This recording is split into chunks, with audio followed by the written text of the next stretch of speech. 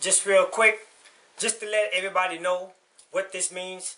Behind me is the name of my non-profit organization. It's called A2TP Structurals, which stands for According to the Print. Hey, what's up everybody? There was a rap song that I had said in my first episode that you really couldn't hear because there was a lot of wind distortion. But they had a few people that came up to me and they asked me what was that song saying, because it sounded interesting, those that caught it. Well, just to let y'all know, it was the story of Moses that I put in a rap song.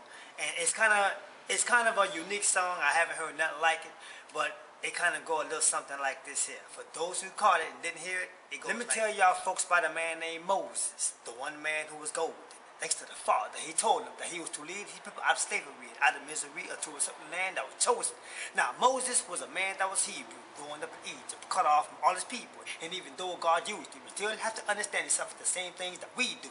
He couldn't believe that he was talking to the God of Abraham, and that he was the only man to lead a multitude of people from many different tribes that would be divided in the promised land. The Lord told him everything he needed to know. Sent him on his way back to Egypt and announced to the Pharaoh that the same God of Abraham, Isaac, and Jacob's hand now to time to let his people go. Now Moses is bold enough for showing up in the presence of the Pharaoh, but holding up the powers of the Father and the staff in his right hand, and guaranteed that he would show enough by the powers of God to make it possible to perform miracles in front of all Egypt, to make the Pharaoh change his mind, because that was the time by design that he got to let go of God's people.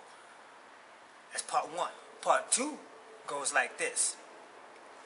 Now Moses goes back to the Pharaoh, asking permission for the people to get ready to leave, and if he didn't proceed with the orders given by the Lord, they'd be stricken with a terrible disease. But the Pharaoh couldn't see somebody giving orders to a king.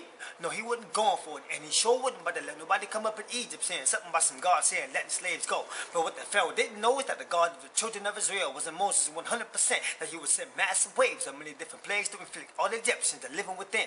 But the worst of them all was the Passover, had a mass killing of all of the firstborns of Egypt. The Pharaoh had to see it with his own eyes. When his son died, he said that Moses take these people. So Moses led them out of Egypt to the rim of the Red Sea, awaiting the most miraculous event when he stretched his hand over the waters, divided in two by the forces of a strong east wind, and he walked each and every single Israelite over to the other side, but the Pharaoh's army was rolling, many of his soldiers and horses. Moses gave the order for the waters to close over them.